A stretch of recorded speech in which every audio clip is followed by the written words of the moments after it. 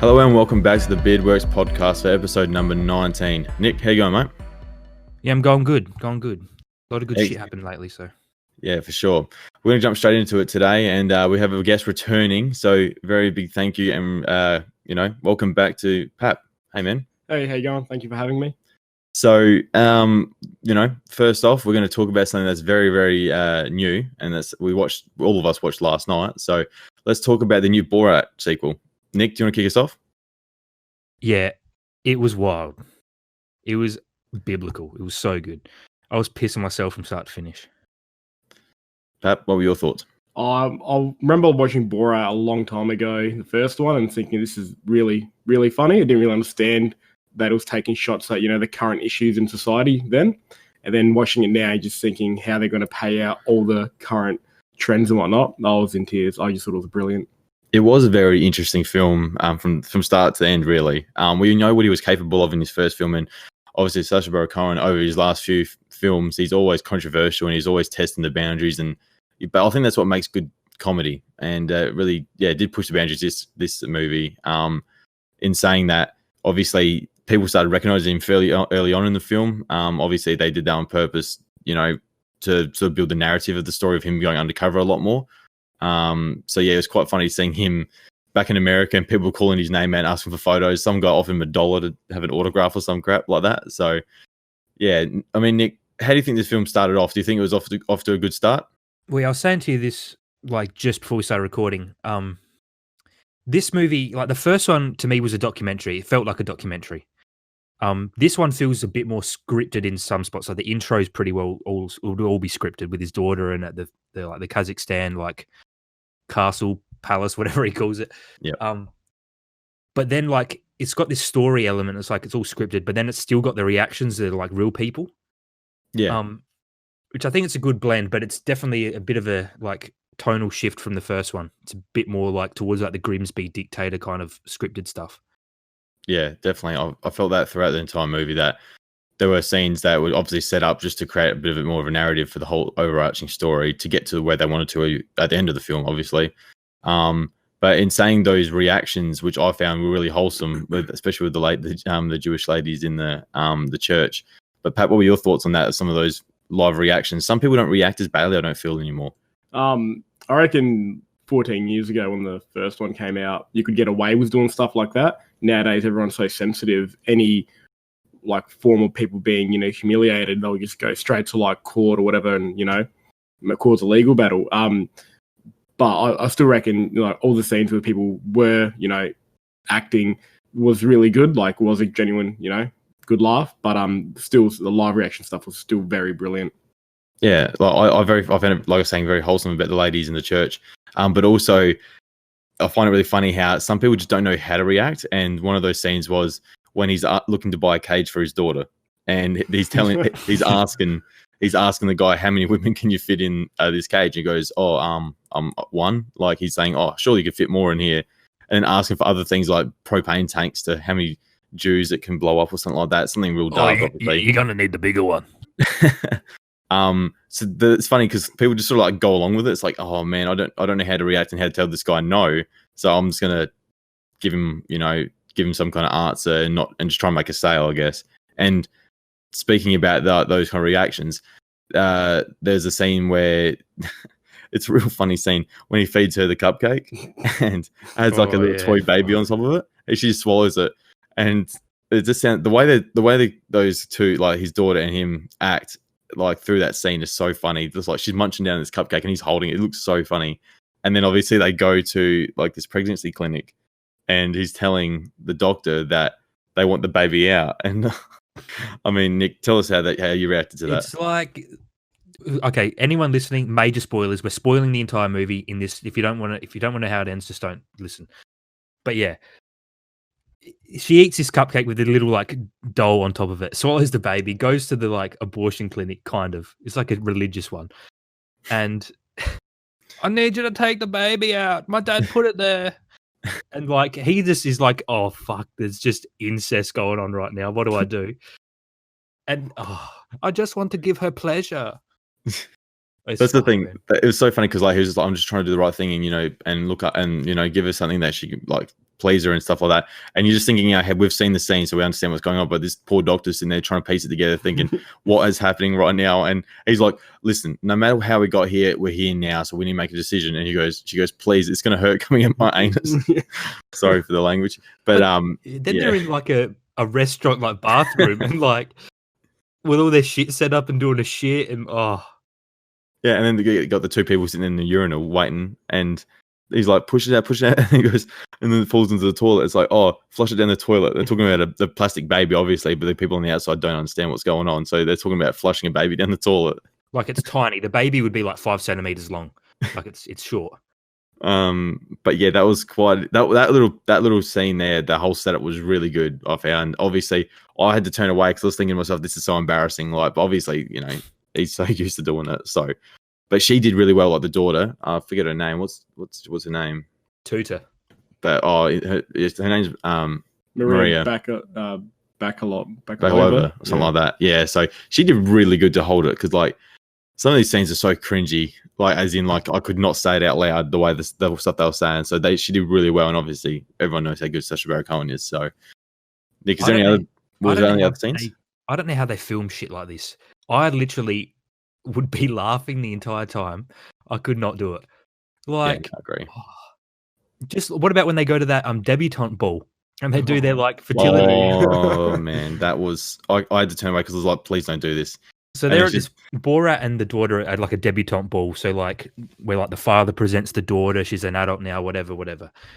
And then they're like, there's like a father-daughter dance. Each like father and daughter set go up and do their little bit. Borat and his daughter go up, and she just starts crumping. Doesn't like. It's definitely a weirdo dance, and then she like flashes like up her skirt, and it's just blood everywhere. It's carnage. It's like she's got the worst period you've ever seen. It's like a spaz 12 in the crotch. Like, oh. Well, what do they call it? They call it like the blood moon. It's the moon blood. Yeah, moon blood. That's it. Pretty much all this, like, it's very full on. That was very confronting, that scene. Like, and there was one father just still clapping like towards the end, and everyone was like turning away. Oh, what about that one dude? He's like, oh, your daughter's worth $500,000. And then his daughter's like, oh, you're so gross, Dad. Yeah. Yeah, that poor daughter. Oh. But there's another scene when we talk about interacting with people that aren't in on the act. I like that guy who was sending the faxes to. I mean, who sends faxes to? It's so funny. But he's sending stuff off, and he sends a dick pic. Sends a dick. He's bloody not for you. The prime minister or whatever of Kazakhstan sends a dick pic. He goes, sorry, not for you. That was classic. And then there's this guy's. I love. He's like sup. Sends it to him. And goes sup ? It's like this guy's. This is so funny. But SUP. Yeah. Sup. But moving on from those little bits, one of the other parts that was not obviously scripted, hopefully, was when the whole COVID-19 comes into play into America. And he's walking in the main street and there's nobody walking around. He's like, walks up to this random guy, walks out of bloody grabbing beer and Cheetos, and he's just like, where is everyone? He goes, oh, they're asking everyone to stay home in quarantine. He goes, oh, I've got nowhere to stay. Can I come stay with you? And the guy's like, all of a sudden it just cuts to a scene of them driving down his driveway. Like, and, that was do you so reckon classic. he was with them for like a week or something? Because he got mail delivered. Oh, well, I reckon the mail thing was probably a setup that might have came the second day. But like, maybe it's. I reckon he would have been there for at least 2 or 3 days. I reckon because like, had to be in character for so long. And that's the thing. What are you meant to do? Like, because he holds his character very well. Like he's done it for time and like endless. But like, how does he? What kind of content would he film there? Obviously, he did a bunch of random stuff, and there's. Oh man, he had that strap on, and he's just doing he's just doing some kind of aerobics and stuff. That was classic. But those rednecks, dude, are so stupid. Oh, the shit they say. But it's so classic. Hillary drinks blood. We've heard that. But I love how they sing the song about Obama. Oh yeah. And he plays the guitar. It's a good song. It's so funny. But yeah, that I like that little scene there, or those multiple scenes put together. What's that song about Obama? Is it like, we'll give him the Wuhan flu, decapitate him like the Syrians do, something like the Saudis do. Yeah. So it's very full on. Obviously, all this stuff is a comedy to others and not for some other people. So take it as you please. But that part was interesting, and obviously his daughter's little side story was good, leading up to that point, and then she goes off on her own. And I think that's where it sort of climaxes when it comes up to talking to that interesting Rudy. Rudy's his name. Anyways, he's a mayor. He was the mayor of New York, and he's good close friends with Donald Trump apparently. Rudy Giuliani. That's so funny when I had Michael Pence at doing his speech, and he comes out and he goes, Michael, and he's got his daughter. He goes, I have a daughter for you, and he's like dressed up as Trump. Oh. It kind of goes like the security there. Would they, like at what point do you get one loose unit security guard to just automatically accidentally take out Sacha Baron Cohen? At what point? What about when he walks into the lobby in the bloody Ku Klux Klan outfit? Yeah, he just walks straight in. That's the worst thing in the movie. Like for his risk. He just walks straight in, and his power walks past everyone, and then gets. How do you know that there's not a schizo in that lobby that's just going to charge him and start caving him? Yeah, it's crazy. But especially in America, man. Fuck. But anyways, moving on to that little part at the end there where his daughter's giving an interview to have you got his name yet, Nick? Rudy Giuliani. Yeah, Giuliani. Yeah, so he's doing it. Oh man, this is so full on. He was actually a very sweet guy at the start. He's chatting away, and obviously I think a lot of it's cut and pasted together towards the end there when it gets a bit shaky. But it's definitely a sus unit still. Yeah. And I love it how Borat's trying to get in, and it's like I have so long until something happens, and he's trying to break in, and eventually finds his way through. And he's in there, comes in and touches the mic thing, which is really cool. But I'm so surprised there was no more security around that little room. That was quite shocking. Like, you got the mayor of New York, no security in America? Okay. Yeah, but how do you know that Borat wasn't already in the room set up? Like, you don't know how... they could have been set up. He could have been hiding somewhere. But, yeah, still, like, how, after the way he was acting, sort of like, he looked a bit sus. Like, I guess they just made it work. But, yeah, then that sort of scene where he gets a bit... intimate. Yeah, getting close to crossing a certain line and getting... He follows her into the bedroom on a drop of a hat with no questions. Oh, yep, let's go have a drink in the bedroom. Obviously, you know what he's thinking. That's like when Bruno, in the Bruno movie, when he's doing the interview with a politician and he takes him into the bedroom, he tries to sexually convince him or something like that to do something. But yeah, it's very that's a bit shady, that little part at the end there. And obviously he comes running in, Sacha Baron Cohen, dressed in a bloody I don't know what kind of lacy outfit it is. I was in jail for 14 years. My mouth's very skilled. But yeah, but it actually, and then it sort of cut to like after that, it showed him going back to Kazakhstan, and obviously him finding out that this is obviously completely false, but they sort of set it up as he's the one that's been transporting COVID-19 around the world. Because Kazakhstan hates Borat after the first movie because, like, I just gave him a bad rap or whatever. Yeah. So at the start, when he gets out of jail, they give him medical, but that's when they infected him. And he's gone around the world, and it shows him in Australia coughing on Tom Hanks. Oh, I can't believe they got Tom Hanks in it. Like, how do they... Tom Hanks, I think, is a bit of a unit. Like, he's a bit of a lad. He's just happy to be there. I mean, because if anyone doesn't know, or people should know that, Tom Hanks was in Australia when he was contracted the COVID-19. He was in quarantine here. So it showed him on the Sydney Harbour. Like, it's the worst green screen ever. I know. But it shows him everywhere. It shows him in Wuhan, like coughing on a duck or something. Oh yeah. But yeah, that was very, very interesting. And then at the end there, it's not as bad as film as what people like are probably making it out to be, because it does support a lot of things. It ends. The end screen is a vote now thing. It's trying to get Trumpy out. But like, it's like saying like, hey, he goes, the whole of Kazakhstan's become like a feminist country and stuff like that, and they're trying to empower stuff, which is good, like in some ways. The end though, when he's doing the first TV broadcast with his daughter, he should have made out with his daughter. Like this is his sister at the start of the first one. He should have made out with his daughter on TV. That would have been unreal. Actually, coming back away to the start when he first comes home and his sons are all living in their house. He's got that dude with the whole hairy face. Yeah. These are my sons, Huey Lewis and then Jeffrey Epstein. And then there's the scene he goes, all I had left was my livestock and my daughters, and it shows the daughter chained up. The pigs are out roaming and eating, and his daughter's chained up. Gives her onion peels, and she's the happiest girl in the world. As it was starting, I was like my mate I was watching was like, I hope Azamat's in it, his mate. And then Azamat's been turned into a chair. He's dead. Oh. But I mean, overall, I think it's quite a clever sequel, considering that the world that we live in at the moment. Obviously, COVID, like the whole COVID situation, the pandemic probably wasn't in their schedule, if you know what I mean, during their filming, because I think the filming started off quite early in the year. So Yeah, great. there would have been reshoots or something just to like finish off the COVID like storyline. But yeah, no, it was. I find it was really pleasing, very funny, very controversial on certain areas. But I think you'll take it with a grain of salt. Most things these days, some people won't. Unfortunately, you'll probably take a lot of flack for that. But I still enjoyed it. I reckon it's just a great thing to just go, this is what freedom of speech is. He's allowed to do. He's allowed to, voice his thoughts and opinions, and then it's up to you to interpret it how you will. Interpret that scene with Rudy. You're going to believe Rudy's statement, or are you going to, just watch the film and go, well, it's kind of clear what his intentions were. Yeah, true.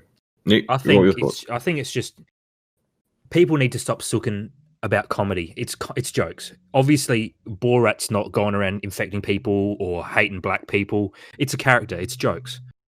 Yeah. Like, just enjoy the movie, have a laugh. You're not a bad person for laughing at these jokes. Yeah, for sure. But yeah, I mean, that rounds up Borat 2, really. I don't even know how you say that. How do you say the title? What is it called? Borat's subsequent movie film. Like, isn't it like Gift of Sexy Monkey to something? I don't know. This is a longer title. Yeah. How's his daughter eat the monkey in the box? But even when she says she ate it, then he still says she ate the monkey, and he goes, but he could have eaten himself. Like, he just refused to believe it. Johnny the monkey. And that also when he sang at that song at that rally, that was so classic about Obama, and that's what we were talking about before about how he put in the the Wuhan flu and shit like that. Yeah, that's a lot of blurred faces in that scene. Yeah, so we didn't want to be seen raising the Zika, was it? Yeah, I don't know. Oh yeah, that one bloke flag and shit.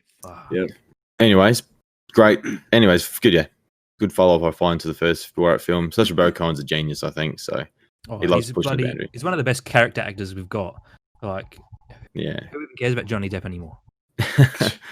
He'll make him come back. Anyway, let's move on to the next topic that we want to talk about, and that's that we've all finished The Haunting of Bly Manor, which was it wasn't a sequel, but a follow-up series to The Haunting of Hill House. So, Pap, you are an avid horror movie fanatic. Yeah, right. He's a bitch. Point is that this show wasn't anywhere near as scary, but how did you feel that you coped with it? The first episode I had to watch twice. The first time I watched it, basically 90% of the film, the episode was muted and I had subtitles on, just because I don't know what I'm getting myself into. I don't know what's happening. Then the next day when the sun was out and put the lights on, I watched it again. It was pretty cool.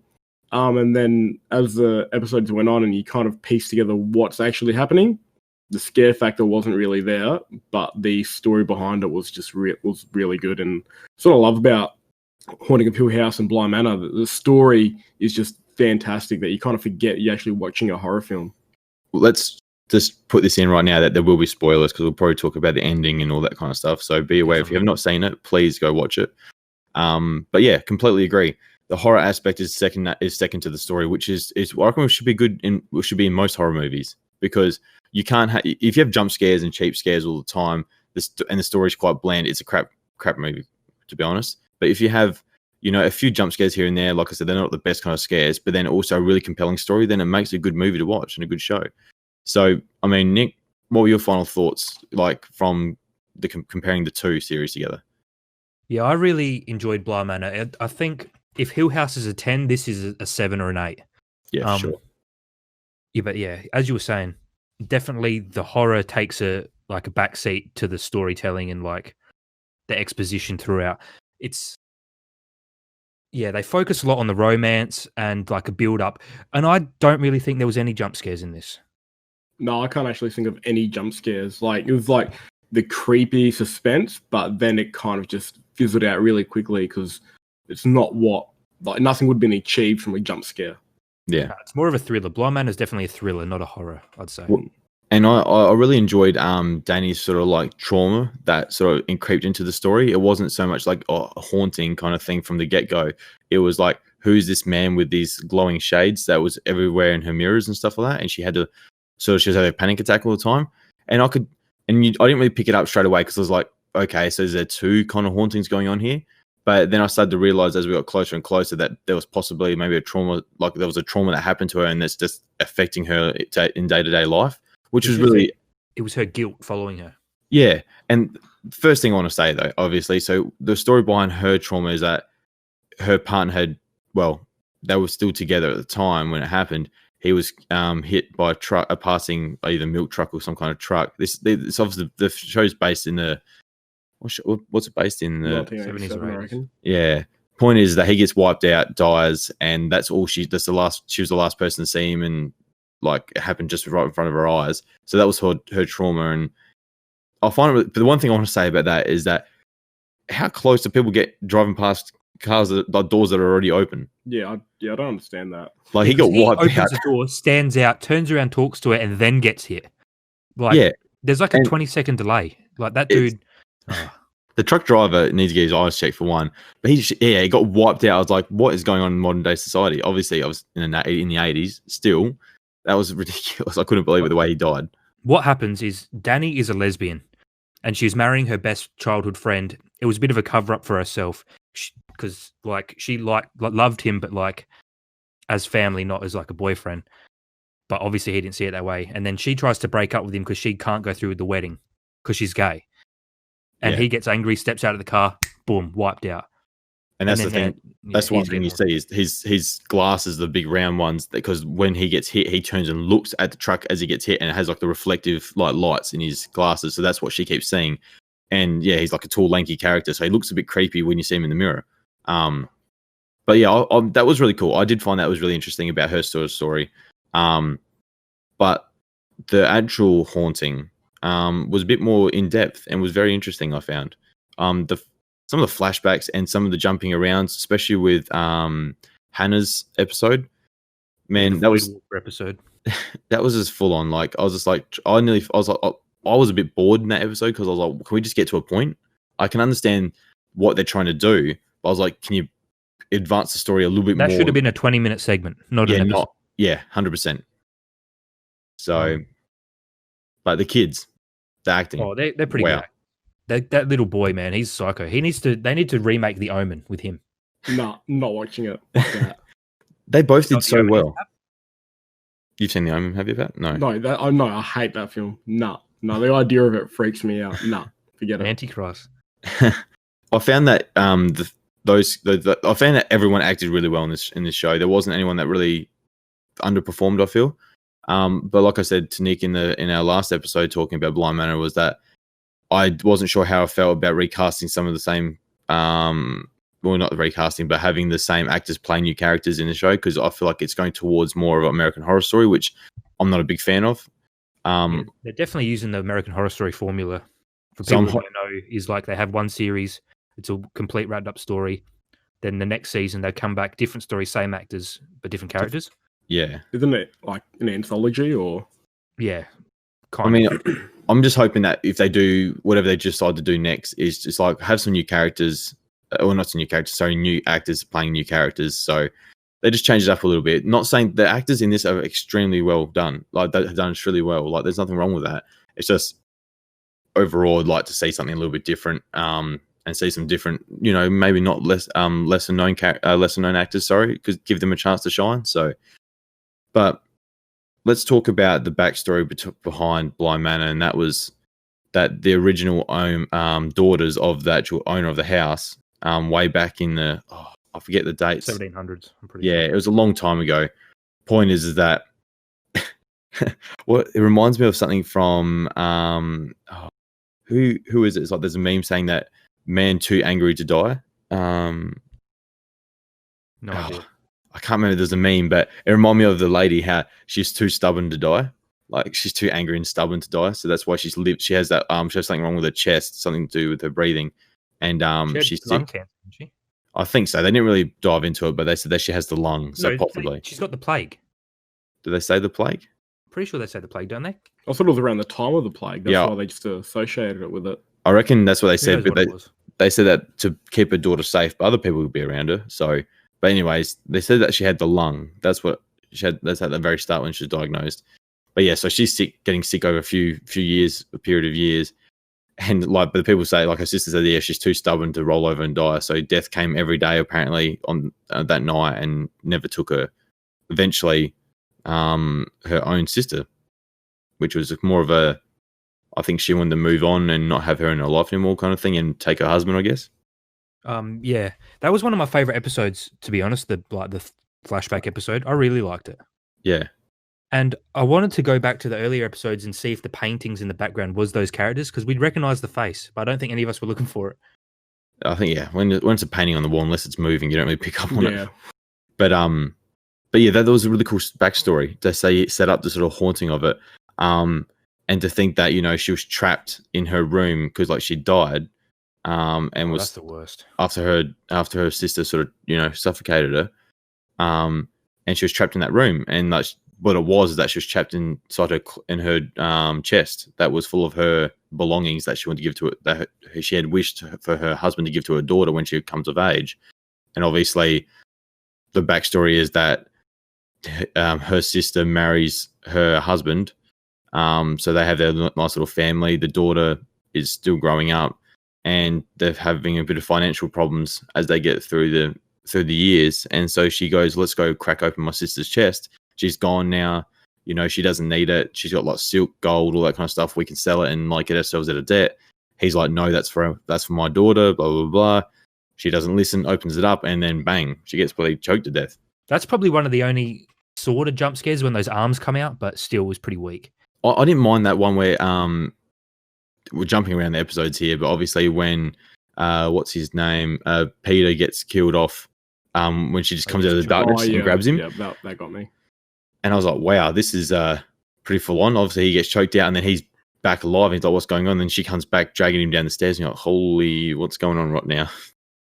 But that was really interesting. That was sort of like anyone that was killed by her is stuck in that house. Because her pain was so great. It's like what they said, it's like a gravity well. Like no spirits can leave because she's like dragging them back. Yeah. I mean, and that's where I was really devastated, you know, with Hannah. You know, how she was killed off in literally the first episode. Yeah. She got pushed in the well and then she appears back and then that's when Danny rocks up. So she never really knew Hannah, technically. I mean, she knew her spirit, but she didn't actually know her physically because she'd fallen down the well literally seconds before she arrived. Trying to break down like all the timelines and like who like people are real or whatnot of their ghosts in certain scenes. Like, you're gonna tear your brain apart. It's they try to explain it and they did a good job of explaining it, but I've still got heaps of questions. Like like that Hannah episode was really full on when she was talking with Owen and like it was just like Groundhog Day every single time. I think that was explaining like purgatory, like she's stuck there reliving shit memories and stuff. And then when like Owen like, you know, basically said, what are we doing here? I was like, whoa, okay, this isn't normal. What's happening here? I'm just trying to piece it all together. Yeah, that wasn't Owen, that was her memory. I was really worried that Owen was dead too. Yeah, I was like, oh, he doesn't deserve it. He's just trying to cook Owen food. was one of my favorite characters. He was really interesting and he like his point of view was really good. He was solid. And that's the thing. I didn't really realize that, you know, when he had his mother's funeral, the gardener went, which I forget her name now. Jamie. Jamie went to the funeral as well. And obviously Danny didn't. Obviously you find out that there's a connection between the two of them. They become lovers and stuff like that. That's a dog move by Danny not going to that funeral. I was annoyed at that. Yeah, I was very interested. But then I realized that Hannah wasn't there either. But yeah, she's the closest one to Owen. And so I picked up on that. I was like, why didn't she go? Like, that doesn't make any sense. And then they have that chat about going to Paris, whatever. And then obviously when you get to the Hannah episode and she's like, I want to come with you. And she tries to follow, but then she ends up somewhere else. Like, that was really cool. But yeah, like from episode 5, I just feel like they all meld into one big one. Because like it's like getting towards the climax. So it's hard to take apart. Obviously you got the flashback episodes. But yeah, even at the end there when you find out what Peter's real plan is to, you know, fully possess the kids. That's messed up. But why can't he? Because obviously he's shocked that he's dead, and he struggled to accept that, and then he ends up killing his lover. Obviously, we haven't spoken about Miss Jessel like at all, and I feel sorry for her because she was conned by this bloke. He obviously, honestly, did want to leave with her, but then he got killed off, and then eventually he comes back as I kept saying it was a Force ghost back when I was watching it myself, but he comes back as a ghost, and he like takes over her body sometimes and she wants to touch him and he's like manipulating her and you can tell what he's planning on doing, but you feel like saying to her, don't be so stupid, like he's gone, he can't leave, just leave him. And he does he doesn't do the unthinkable because it's in his nature, but he he takes over her body and walks her into the lake and drowns her. And now she's stuck there. And she's just screaming at her own corpse, like, oh, that was dark. That was real dark. Like, without the episodes explaining what's happening, you're just looking at it going, what is happening? What are all these ghosts and these people? And then all of a sudden this girl just comes out of the lake. You're like, what is happening? It's all over the shop. But when they explain it all, it's just so good. And the time connectivity of it all. And when you figure out what's actually happening, it was really, like, you felt really satisfied. But then at the same time, you're like, damn, like, this story is just next level good. The dude that writes these haunting shows, he's got a talent for writing. He's a genius. Wasn't it based off a book? Probably. Either way, I found that the story overall was so good and it was so easy to, like, it was hard to follow it sometimes, and I sort of lost interest a little bit because I felt like it was going nowhere. But I do wish, I don't know how to say it, but pretty much I'm just happy that it went the way it did because I wasn't expecting it really. And the kids obviously were acting weird from the get-go. Now you know why, because they had somebody else inside them, which was Miss Jessel and Peter, controlling them. And to see them come out of it fine, which was really good, because I don't think they deserve to suffer because they've lost their parents, they've lost, a lot of people in their life. And the uncle didn't want anything to do with them. And you find out their uncle had more of a plan. Well, he didn't have a plan, but he was a lot more involved than you think, obviously, before his brother and sister-in-law passed away. He was a good actor. I didn't mind his episode. Well, he was obviously the father in Hill House. Yeah, he's and Elliot in E.T. Yeah, that's crazy. That was a good revelation. One thing I didn't like about it, I picked up in the second episode. It was a unique episode, like follows Miles, the young boy, around, and he's there at like Catholic school or whatnot. And he's there talking with the priest, and the one thing they're talking about is like possession, and you have to accept being possessed and whatnot. And I'm like, okay, this is like a pretty full-on explanation of something that could potentially be happening in this show. And then I was about 3 or 4 episodes in and caught up with Nathan, and we went out to go get some food, and I'm like to him, pretty sure this is happening in the film. And he's like, okay, cool. And then I ended up watching it all. I'm like, so I was right. But to my expectation, I was right for a little bit of it. But yeah, the whole possession thing being explained in the second episode, I reckon that was a bit too much. Like, there's a lot of dialogue explaining it thoroughly, and I'm like, I'm pretty sure this is what's happening this season. But yeah. What do you guys want the next one to be? If you do you want another house? Do you want like a cruise ship, an asylum? Like, what do you reckon is another good location? That's what I was talking to my mates the other day about. Cruise ship would be different. Yeah, that's what I was thinking. I don't know. I mean, I think an asylum would be really awesome. Maybe have it, because there's obviously a lot of haunted asylums in America.